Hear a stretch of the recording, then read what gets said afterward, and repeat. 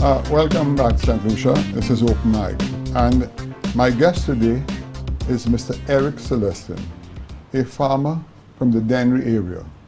I have to say, first of all, how I established contact with Mr. Celestin. It happened some 3 to 4 months ago. I was in Barbados, and I met an ex-employee of mine who has a small ship. And he indicated to me that he transports over 100 tons of bananas every week from St. Lucia to Barbados. And I asked him a couple questions, and he highlighted the fact that these were leftover bananas, and he was making a pretty good living on selling them in Barbados. So when I got back to St. Lucia, being a very curious individual, I started asking some questions as to why there were so many bananas left behind.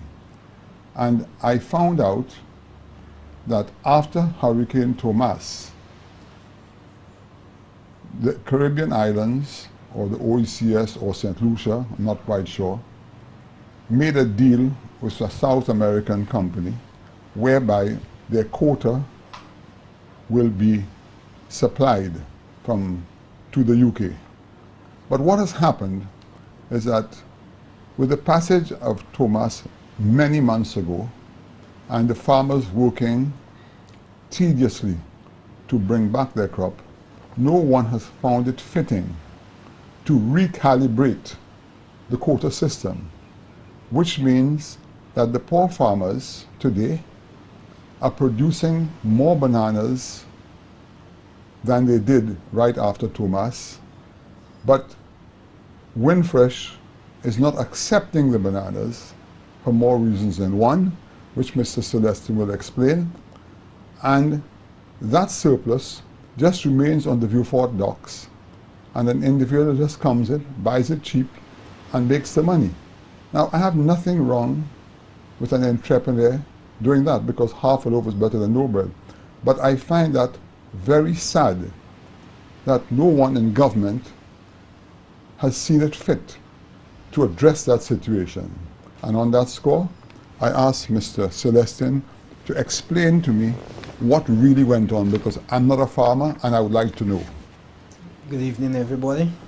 Well, what happened actually is from after Thomas, that's when the demise of the banana industry really collapsed. But it was always in a situation of, there was always problems. But after Thomas, the Windfresh took that advantage to end the banana industry in St. Lucia, because the other Windward Islands had already gone out of bananas, and it's only St. Lucia left. But what happened? Windfresh lose focus on what it was created for. It's to market the banana of the Windward Island. But then the government and Windfresh decided that, okay, we're making more money from buying bananas from the Dominican Republic, so it would be more profitable to government. To the advantage of them, but not to the people of St. Lucia. Yeah. Because the money they make, the profits that they would be making from the Domrep bananas would go to the coffers of the government. Whereas if you market the Windward Island bananas or the bananas from St. Lucia, those monies would go in the pocket of the people, and it would be circulating throughout St. Lucia, and you would see more economic activities as a result of that. Can I ask you a question, Mr. Celestin? Yes, sir. The profit on the bananas today goes into the government coffers. In the government coffers.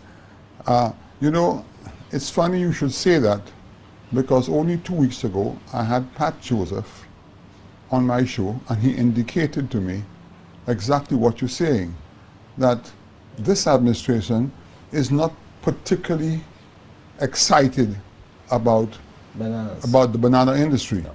And that is why maybe it has happened.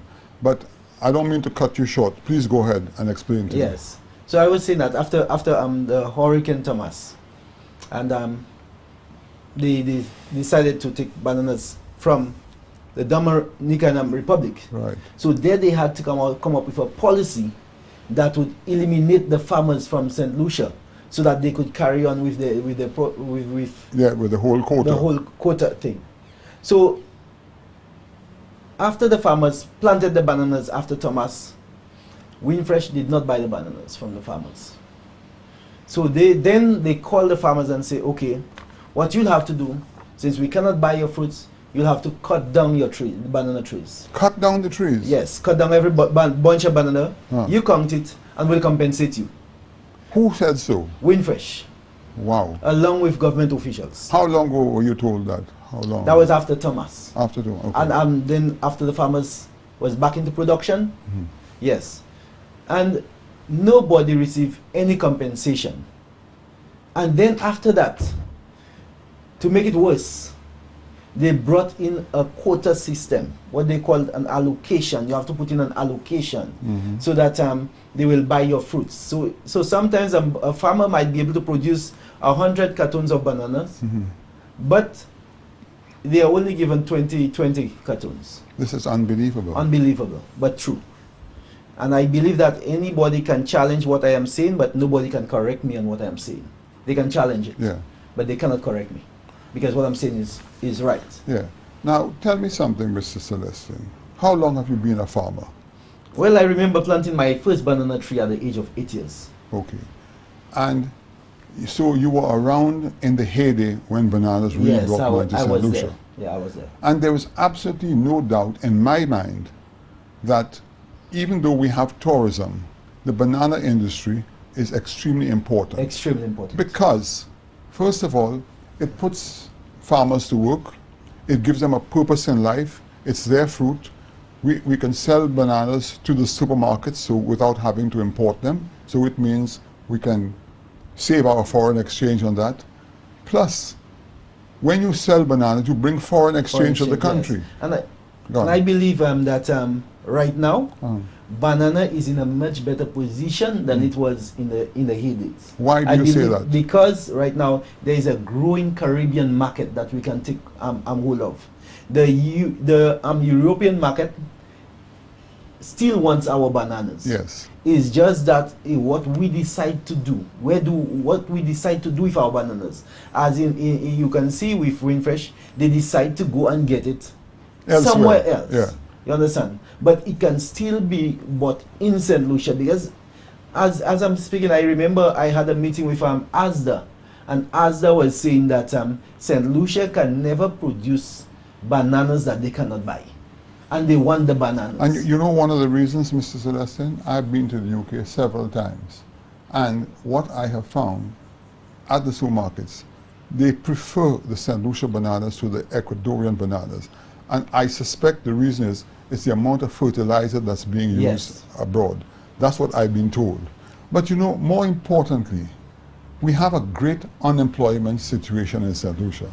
And there you have farmers like yourself and others who are willing to go along and plant the bananas, and you're being denied that opportunity. Yeah. That cannot be right, Mr. Celestin. It is not right, sir. Okay? Now, another situation which bothers me tremendously is the fact that we all know that people working on the farms really give only 5 hours of work a day, okay? But I can understand that. It's a tedious job, it's very hot, it's very onerous. And you know, I mentioned to the Prime Minister and his administration on more than one occasion, the STEP program people, instead of putting them on the side of the road to cut bananas, these people could easily be sent to you all, distribute them, where they could help you all to produce the bananas at a cheaper rate to help you. The other part that concerns me tremendously, because I remember when Sir John Compton was really pioneering the banana industry, he was criticized by many people for giving you all duty-free on the inputs.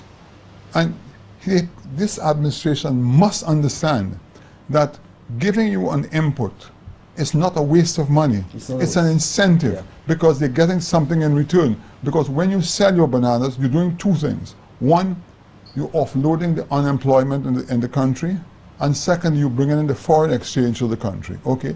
And again, for people like the supermarket, CFL, who, you know, who has helped you all tremendously, the hotels like Sandals, who buy a lot of bananas, okay?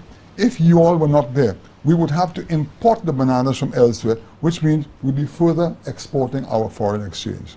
So tell me something, what other suggestions can you make at this time that the government needs to understand that they have to come forward and help you all? Well, there's a lot that I can see on the bananas, because the government really, and I even want to thank you for hearing me in my cries in that Yes. banana, because I have been speaking out for the longest while on bananas and what is happening, the demise of the banana industry in St. Lucia, and nobody have ever heard me. But today you have heard me, and I'm here, and I want to thank you very much for this. You know, But sorry. yeah, but I'm saying that one of the campaign promises of the government was to stabilize the banana industry. Yes. And I am looking forward to that promise, you know, because I believe that that is a promise that should be kept, to stabilize the banana industry. And that this is the worst the banana industry has ever got into. And I believe that, I think one of the things that they should really do is to really look at the managing director, that is Mr. Conibot. Yeah.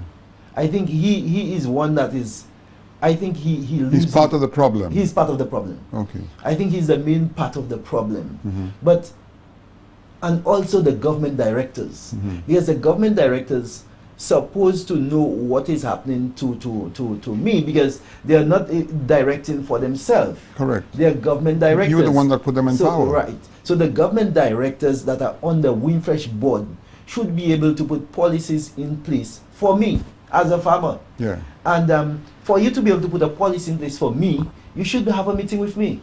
Yeah. You understand? And they have never had a meeting with the farmers, not the prime minister, not the minister for agriculture, not the government directors. And I am wondering, what are you directing if you never have a meeting with the farmer? What are you? So that means the policies that you're putting in place would never be to my advantage. Yeah. Now, you know something, Mr. Celestin? I didn't know you. I first saw you on television. Yes. That's where, hence the reason I've asked you to come here today, where you indicated that you were victimized. Yes. Now, can you I would like you to highlight from which source the victimization came and why. But we're going to deal with that in the second segment of our program. This is Open Mic. We'll be right back.